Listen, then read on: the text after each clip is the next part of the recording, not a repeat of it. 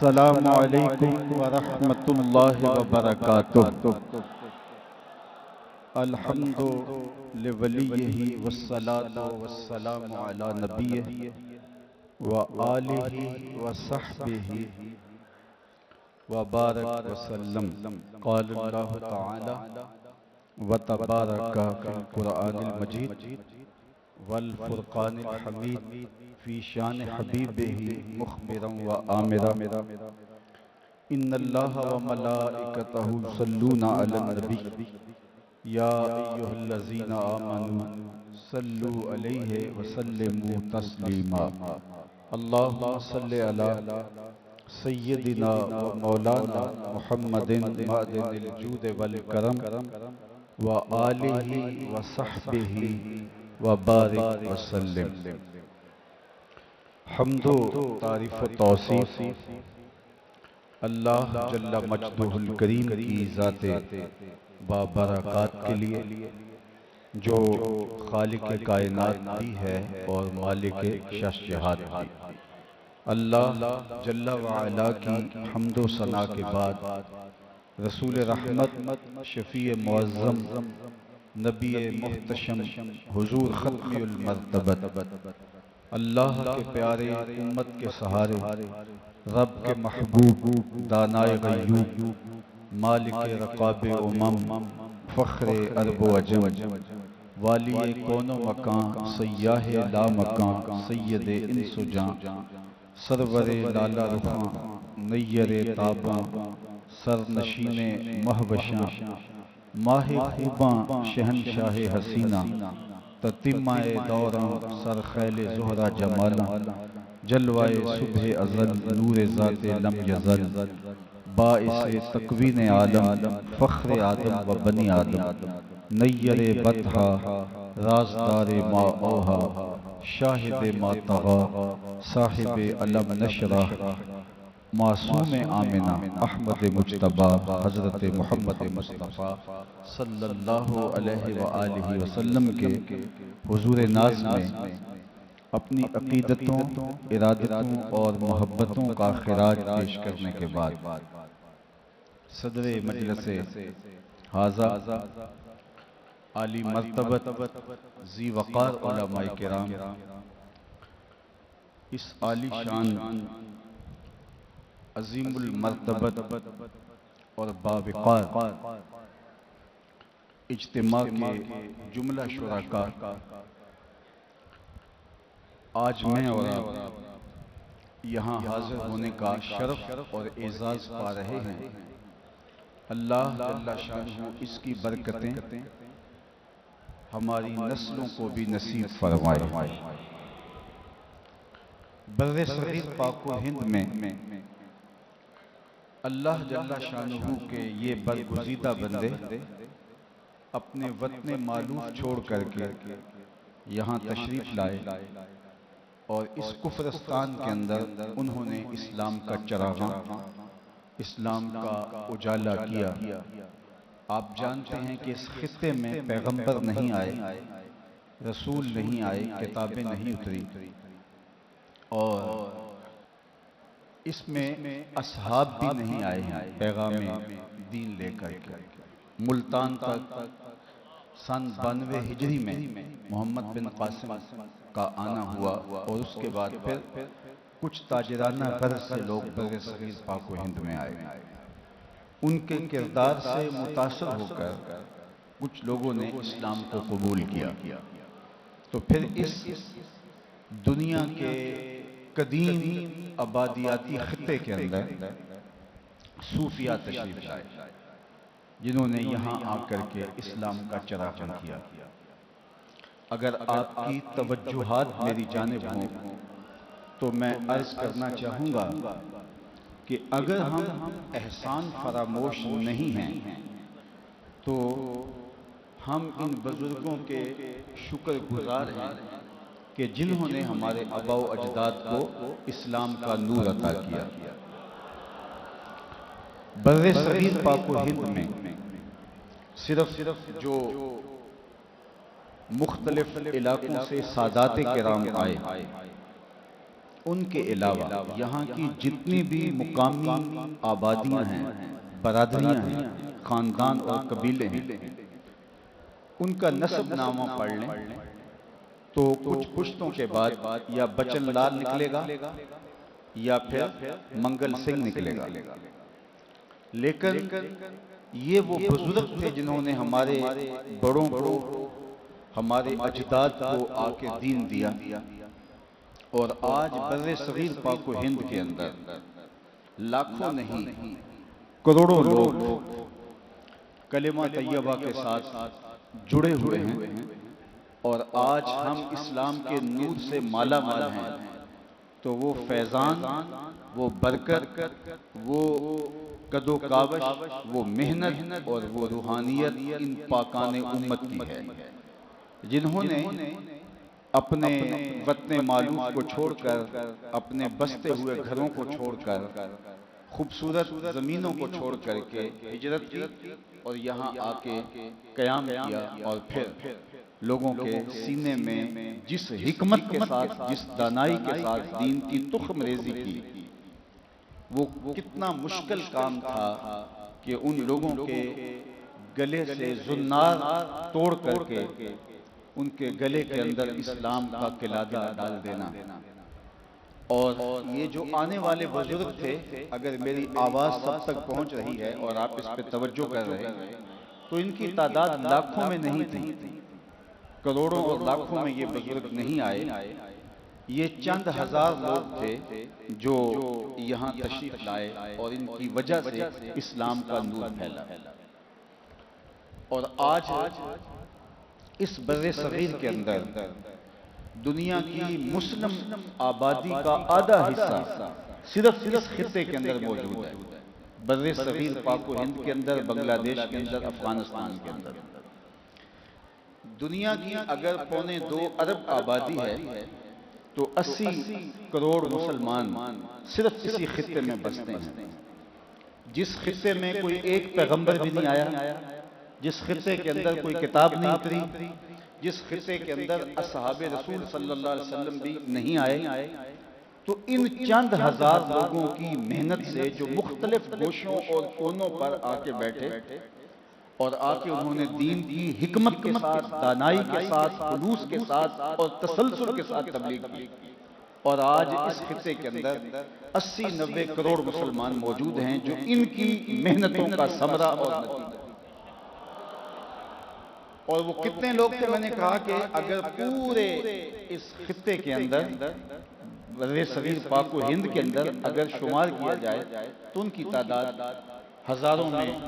بھی بمشکل بنے گی، اور وہ چند لوگ تھے۔ یہ آپ لاہور اور پورے پنجاب کو دیکھ لیں تو چند ہستیاں ہیں جو آئیں اور انہوں نے یہاں دین پھیلایا۔ اسی طرح پورے بر صغیر پاک و ہند کے اندر یہ ان کے خلوص اور ان کی للہیت کا نتیجہ تھا۔ تاجر آئے تو ان کی دیانت کا نتیجہ تھا کہ لوگ متوجہ ہوئے کہ یہ کون لوگ ہیں جن کی دیانت اور جن کے اصول و ضوابط اور جن کی سچائی اور جن کے معاملات اتنے صاف ہیں، تو ان کے دل میں اسلام کی طرف رغبت پیدا ہوئی۔ تو فرد کی بہتری سے معاشرت کے اندر صالحیت کا نور پھیلتا ہے اور ایمان کی بہاریں پیدا ہوتی ہیں۔ یہ تھا ایک نقشہ جو آج سے 1000 سال پہلے کا تھا، اور آج میں آپ کو بتاؤں، آج کی تاریخ میں یورپ میں، امریکہ میں اور دیگر بلاد غرب کے اندر ہزاروں نہیں، لاکھوں نہیں، کروڑوں مسلمان آباد ہیں۔ یعنی اس خطے میں جہاں کفر ہی کفر تھا، یہاں چند سو یا 1-2 ہزار لوگ آئے مختلف اوقات کے اندر، اور آج 80 سے 90 کروڑ مسلمان یہاں موجود ہیں۔ اور یورپ کے اندر ہزاروں نہیں، لاکھوں نہیں، کروڑوں لوگ مسلمان نقل مکانی کر کے، ہجرت کر کے، کاروبار کے لیے، دیگر مقاصد کے لیے، حتیٰ کہ تبلیغی مقاصد کے لیے بھی منتقل ہو چکے ہیں، اور ان کی تعداد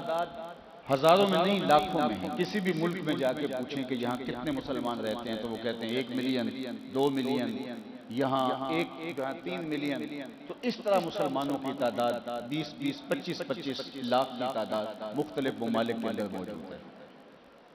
اور وہاں حالت یہ ہے کہ میرا آپ کا یا یہاں سے کچھ لوگوں کا جانا ہوتا ہے جو مذہبی شناخت رکھتے ہیں، تو وہاں لوگ ہمیں بٹھاتے ہیں اور بات کرتے ہیں کہ دعا کیجئے کہ ہماری اولاد مسلمان رہ جائے۔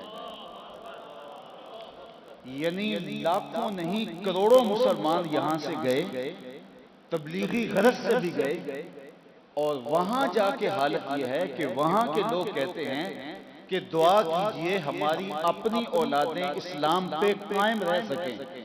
اور یہ چند 100 آئے تھے اور انہوں نے کفر کے اندر آ کر کے اسلام کا جھنڈا گاڑا، اور آج اس کے نتیجے کے اندر 80 کروڑ مسلمان اس خطے کے اندر بس۔ تو وہ نگاہ کی تیغ بازی تھی اور وہ اجالے اور وہ روشنیاں تھیں جو ان لوگوں نے پھیلائیں، اور آج اس کا نتیجہ ہم دیکھ رہے ہیں۔ اور اگر یہ صالحین نہ آتے، اللہ کے یہ پاک باز اور نیک بندے نہ آتے، تو آج ہم بھی کسی بت کے آگے سجدہ ریز ہو رہے ہوتے۔ میں کہتا ہوں کہ وہ کتنے احسان فراموش ہیں جو سویر سے لے کر شام تک ان پاکان امت کو گالیاں دیتے ہیں، اور ان خانقاہوں کو، ان مراکز نور کو شرک کے اڈے قرار دیتے ہیں۔ عالی مرتبت صاحبان، ہمیں شکر ادا کرنا چاہیے، ہمیں مرہون منت ہے ان لوگوں کے کہ جنہوں نے آ کے ہمارے آباء و اجداد کو دین دیا، اور آج اگر دین کا اجالا اور دین کا نور اور آج باطن کے اندر روشنیاں اور زبان کے اوپر کلمہ جاری ہے تو ان پاک باز بندوں کی محنت کے نتیجے کی۔ حضرت داتا گنج بخش علی حجویری رحمت اللہ تعالی علیہ، جن کے مرکز نور پہ ہم یہاں بیٹھے ہیں، اور یہ ہمارے لیے سعادت کے لمحے ہیں۔ ویسے تو سال کے جس موسم میں بھی آئیں یہاں برکتیں اترتی نظر آتی ہیں، لیکن کہتے ہیں کہ صاحب عرس کی خاص توجہات ایام عرس میں آنے والوں پر ہوتی ہیں، اور وہاں سے بٹنے والی رحمتیں خاص طور پہ ان کو نصیب ہوتی ہیں۔ آج کی تاریخ میں یہ بھی کہا جاتا ہے کہ تم اہل اللہ کے پاس کیا لینے جاتے ہو؟ اللہ تو ہر جگہ سنتا ہے، اللہ تو عطا کرنے والا ہے، جہاں پکارو جہاں ہاتھ پھیلاؤ اس کی امین رحمتیں تمہاری جھولیاں بھر دیں گی، اور تم اللہ کے بندوں کی بارگاہوں میں کیا لینے جاتے ہیں؟ تو ہم کہتے ہیں اللہ کی رحمتیں ہر جگہ موجود تو ہیں، لیکن ہمارے رب نے ہی ہمیں بتایا ہے اِنَّ رحمت اللہ قریب من المحسن، کہ میری رحمتوں کو اگر اپنے نیڑے محسوس کرنا ہے تو میرے پاک بندوں کے پاس چلے جاؤ۔ جب تم وہاں چلے جاؤ گے اپنی آنکھوں سے رحمتوں کو اترتا ہوا محسوس۔ کتاب رحمت قرآن مجید کے اندر اللہ جل شانہ نے حضرت مریم سلام اللہ علیہا کا واقعہ بیان فرمایا ہے۔ حضرت مریم سلام اللہ علیہا کی والدہ حضرت حنہ سلام اللہ علیہا اور آپ کے والد بزرگوار حضرت عمران، یہ عالی مرتبت خاندان کے چشم و چراغ تھے، لیکن اولاد کی نعمت نصیب نہیں تھی، لیکن صبر شکر کر کے وقت گزار رہے تھے کہ اللہ کو جو منظور ہے ہم اس کی تقسیم پہ راضی ہیں۔ حضرت حنہ ایک دن صحن کے اندر ایک درخت کی چھاؤں میں چارپائی بچھائے دوپہر کے وقت قیلولہ کرنے کے لیے لیٹی، تو انہوں نے ایک منظر دیکھا کہ جو درخت ہے اس درخت کے اوپر ایک چڑیا نے بچے نکال رکھے ہیں، اور وہ اڑ کے کہیں جاتی ہے اور ان کے لیے خوراک لے کے آتی ہے، اور جب وہ قریب آتی ہے تو وہ بچے چونچ کھولتے ہیں تو ماں ان کے منہ کے اندر دانے ڈال دیتی ہے۔ تو چڑیا کا اپنے بچوں کے ساتھ یوں بے تابانہ محبت کا انداز دیکھا تو حضرت حنہ کا دل چوٹ کھا گیا، اور بارگاہ عزتی میں دعا گو ہوئی کہ مالک اگر تو مجھے اولاد عطا کر دے تو میں تیرے گھر کے لیے بیت المقدس کے لیے اس کو وقف کر دوں۔ اللہ اکبر! اللہ نے ان کے دل سے نکلی ہوئی فریاد کو سن لیا، اور حضرت حنہ امید سے ہو گئی، لیکن جب ولادت کے لمحے آئے تو پیدا ہونے والا بیٹا نہیں تھا، پیدا ہونے والی بیٹی تھی۔ یہ جو مسجد اقصی ہے اس کے اطراف میں 400 حجرے تھے، جن کے اندر اس طرح کے بچے رہتے تھے، کسی کے ہاں اولاد نہ ہوتی تو وہ دعا کرتا، تو وہ پہلا بچہ وہاں اللہ کے گھر کی مجاورت کے لیے، اللہ کے گھر کی خدمت کے لیے، وہاں عبادت کے لیے وقف کر دیتا، وہاں صفائی ستھرائی کے لیے وقف کر دیتا۔ تو یہ مرد ہی رہتے تھے، کبھی کوئی عورت ان حجروں میں آ کے آباد نہیں ہوئی تھی۔ لیکن یہ پہلا موقع تھا کہ حضرت مریم کی ولادت ہوئی، تو حضرت حنہ بہت پریشان ہو گئی۔ تو اللہ تعالیٰ نے کہا پریشان ہونے کی ضرورت نہیں، ہم نے جس طرح کی تجھے بیٹی دی ہے ایسے بیٹے بھی دیں گے، اور اس کا نام مریم رکھا۔ جب حضرت مریم اس عمر کو پہنچی کہ منت کو پورا کرنے کا وقت آ گیا، تو یہ پریشانی تھی کہ مردوں کے ہجوم کے اندر ایک عورت کیسے رہے گی۔ تو پھر یہ طے پایا کہ کوئی بوڑھے بزرگ کی کفالت میں ان کو دیا جائے تاکہ وہ ان کی ضروریات کا خیال رکھے اور یہ اہتمام کے ساتھ وہاں عبادت میں مشغول رہے۔ اب عالی مرتبت خاندان کی شہزادی تھی، ہر ایک کی آرزو تھی کہ یہ سعادت مجھ کو ملے۔ اب انہوں نے اقلام ڈالی، قرعہ ڈالا، اور قرعہ فال نکلا حضرت زکریا کے نام۔ اللہ اکبر! جو رشتے میں خالو بھی لگتے تھے حضرت مریم سلام اللہ علیہا، ان کے نام قرعہ فال نکلا، اور ان کی عمر 120 سال تھی، اور اولاد ان کے ہاں بھی نہیں تھی۔ انہوں نے سوچا کہ میں اس کو بیٹی بنا لیتا ہوں اور ان کا خیال کروں گا۔ ایک حجرہ متعین کر دیا گیا، کیونکہ یہ خاتون تھی اور سارے اطراف میں مرد تھے۔ جب کہیں جانا ہوتا تو حضرت زکریا باہر سے تالا لگا دیتے، اور جب آتے اور دروازہ کھول کے ان کی ضروریات وہاں پہنچ جاتے۔ حضرت مریم دن کو روزہ رکھتی اور رات کو عبادت میں گزارتی۔ حضرت زکریا ایک دن کہیں سفر پہ گئے، واپس پلٹتے پلٹتے وقت زیادہ ہو گیا اور افطار کے لمحے گزر گئے، اور یہ آپ کو خیال تھا کہ میں نے جا کے مریم کو پھل دینے ہیں، لیکن اس کو افطار پیش کرنی ہے، لیکن اب وقت گزر گیا۔ تو خیر جلدی سے آئے، تالا کھولا، وجد عندہا رزق، تو دیکھا کہ وہاں بے موسم پھل پڑے ہوئے، دروازہ مقفل ہے، اندر سے کوئی باہر نہیں آ سکتا اور باہر سے کوئی اندر نہیں جا سکتا،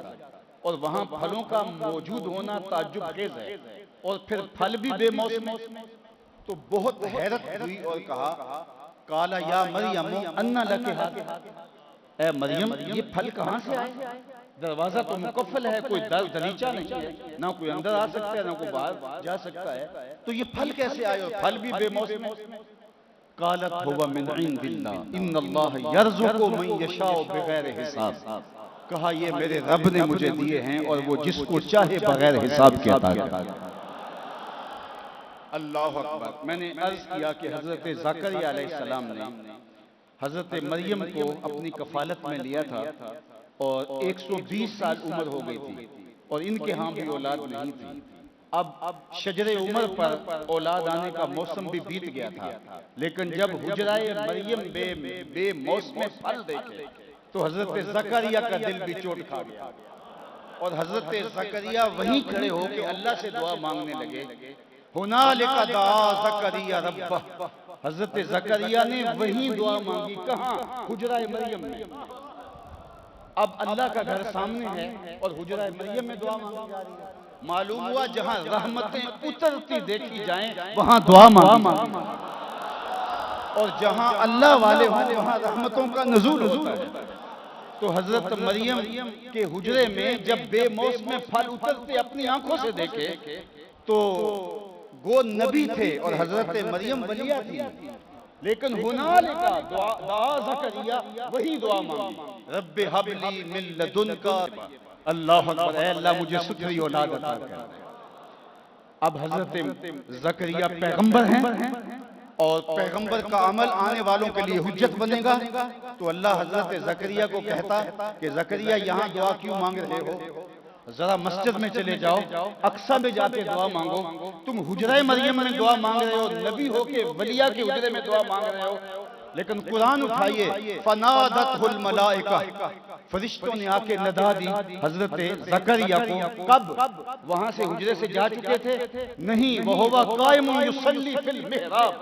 وہ ابھی وہاں کھڑے ہو کے دعا مانگ ہی رہے تھے۔ ان اللہ یبشرک بیحییٰ، اے زکریا تمہیں مبارک ہو، ہم تمہیں یحییٰ جیسا بیٹا عطا کریں۔ تو معلوم ہوا جہاں رحمتیں اترتی ہوں وہاں دعا مانگی جاتی ہے، جہاں عذاب اترتا ہو وہاں پناہ مانگی جاتی ہے۔ آپ حج کرتے ہیں اور جب بطن محصر کے قریب سے گزرتے ہیں تو وہاں بھاگ کے گزرتے ہیں، کیونکہ یہ وہ جگہ ہے جہاں ابرا کے ہاتھیوں کے اوپر عذاب نازل ہوا تھا، ابابیلوں نے کنکر برسائے۔ اس لیے جب آپ مزدلفہ میں جاتے ہیں تو اس وقت آپ قدم قدم پہ رک کے دعا مانگتے ہیں، لہجہ لہجہ دعا مانگتے ہیں۔ یہاں ایک ایک گوشہ دعا کا ہے، لیکن بطن محصر جہاں عذاب نازل صدیوں قبل ہوا تھا وہاں سے بھاگ کے گزرتے ہیں، اور یہ حکم دیا گیا جہاں عذاب ہو، عذاب اترا ہو ماضی کے اندر، صدیوں پرانا دور گزر گیا ہو، لیکن جہاں عذاب اترا ہو وہاں سے بھاگ کے گزرا جاتا ہے، اور جہاں رحمت اتری ہو وہاں ہاتھ پھیلا کے دعا مانگی جاتی ہے، کیونکہ اللہ جل شانہ وہاں عطا کرنے کی عادت رکھتا ہے، تو اس لیے وہاں ہاتھ اٹھا کے دعا مانگے جاتے ہیں۔ تو حضرت زکریا نے وہاں کھڑے ہو کے دعا مانگی، اور اللہ نے ان کی دعا کو رد نہیں کیا، ان کو عطا کیا۔ اسی لیے ہم پاکان امت کی چوکھٹوں پہ حاضر ہو کے دعا مانگتے ہیں۔ ہمیں یقین ہے کہ یہاں اللہ کی رحمتیں اترتی ہیں، اور اللہ کی رحمتیں اور اللہ کی کرم نوازیاں اور اس کے انوار اس کے پاک بندوں کے پاس اترتے ہیں۔ حضرت خواجہ محمد امین محاربی رحمت اللہ تعالیٰ علیہ کی بارگاہ کے اندر ایک صاحب آئے، اور آپ نے فرمایا کہ جو اہل اللہ ہوتے ہیں ان کے پاس جو لوگ بیٹھتے ہیں ان کو بھی برکت نصیب ہوتی ہے۔ تو کسی نے کہا کہ حضرت یہ بات میری سمجھ میں نہیں آتی، جو اللہ کا بندہ ہو اس کی نیکیاں، اس کی صالحیت، اس سے تو اس کو برکت نصیب ہوگی، لیکن جو پاس بیٹھے ہیں اس کو کیسے؟ عمل تو اپنا اپنا ہے۔ تو آپ نے کچھ دلائل سے سمجھانا چاہا، لیکن وہ بات کو سمجھ نہیں پا رہا تھا، بعض اوقات لوگ ضد میں بھی آ جاتے ہیں۔ تو حضرت نے اس عنوان کو چھوڑ دیا۔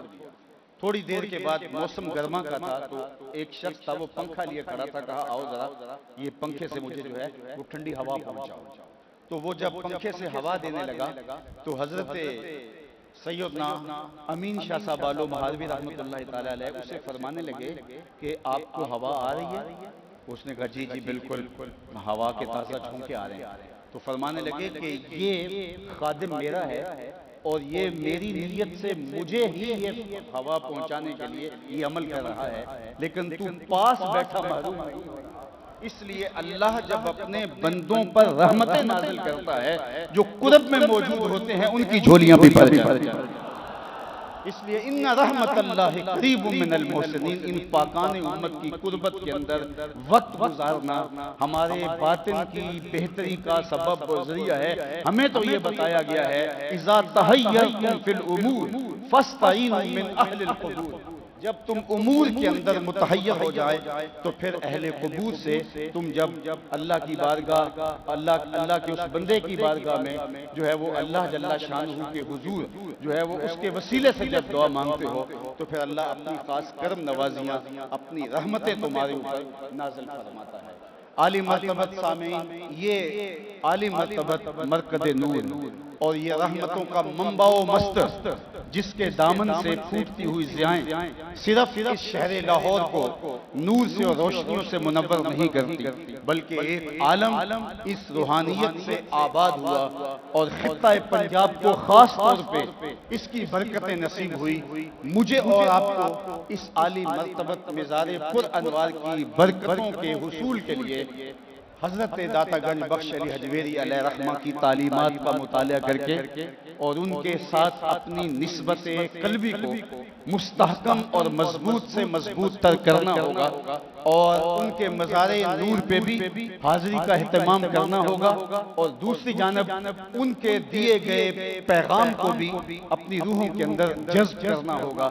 حضرت داتا گنج بخش علی حجویری کا صرف مزار ہی یہاں واقع نہیں ہے جو آپ کو ہدایت،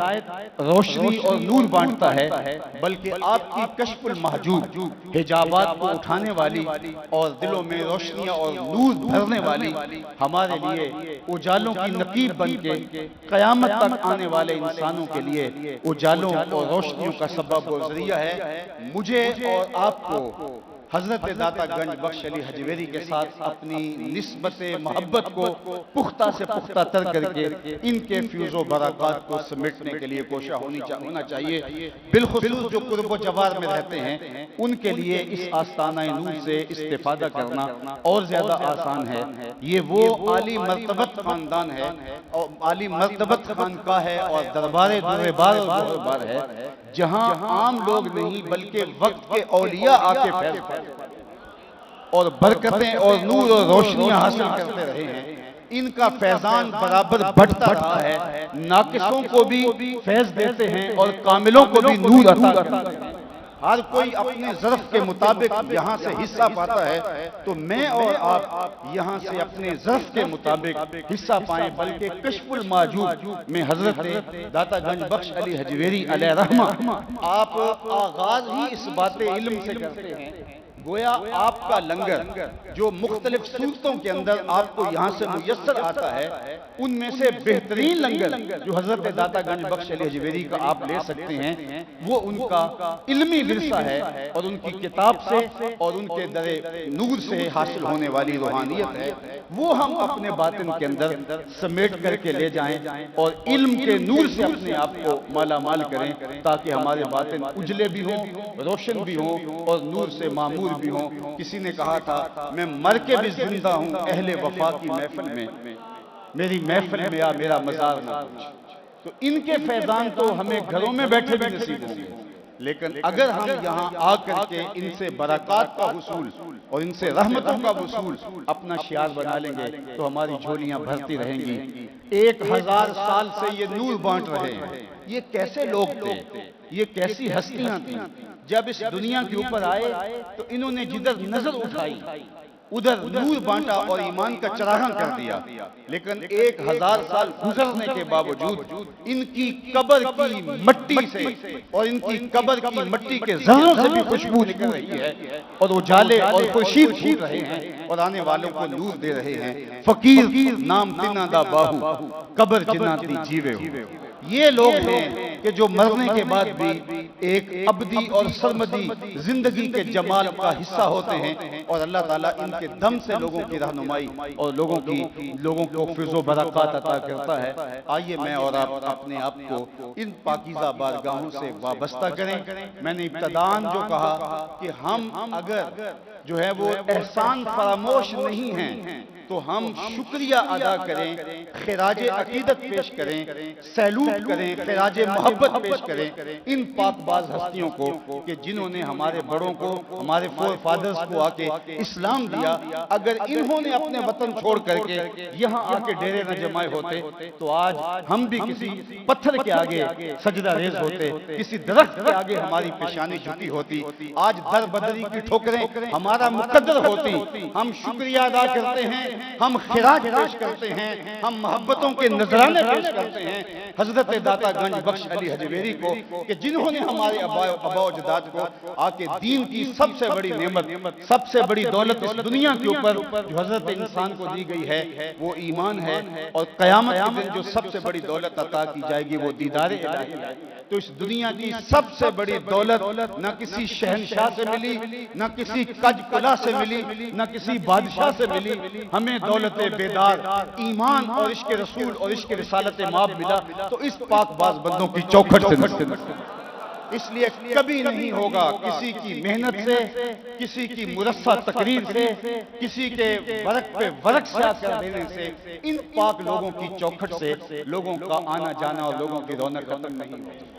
آپ لوگوں نے اہل لاہور، آپ نے تو وہ منظر بھی دیکھا تھا کہ جب یہاں بم پھٹے تھے اور ساری رات یہاں سے لاشیں اٹھائی جاتی رہی، اور جہاں بم پھٹے، جہاں لاشیں اٹھائی جائیں،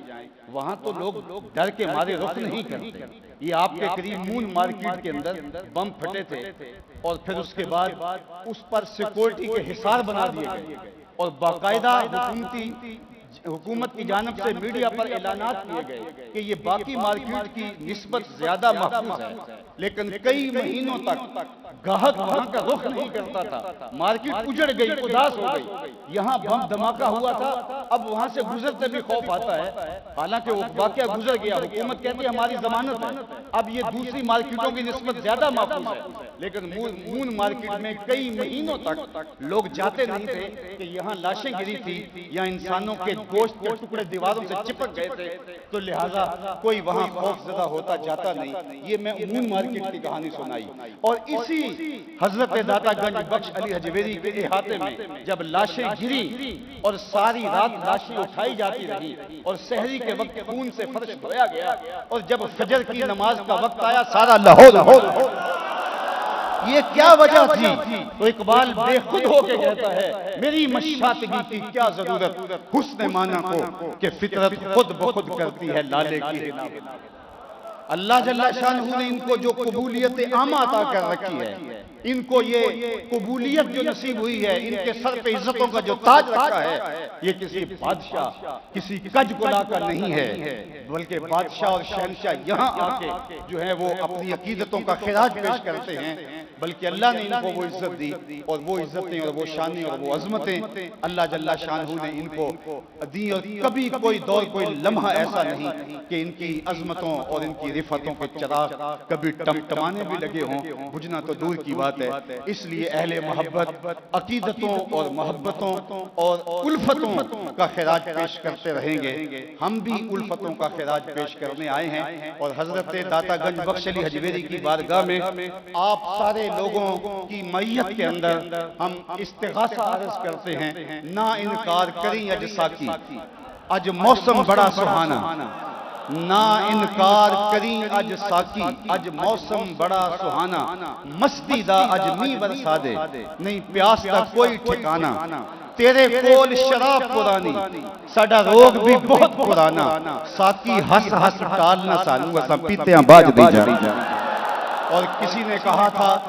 کہ بہار آئی ہے بھر دے بادائے گلگوں سے پیمانہ، بہار آئی ہے بھر دے بادائے گلگوں سے پیمانہ، رہے لاکھوں برس آباد ساکی تیرا میخانہ، وآخر دعوانا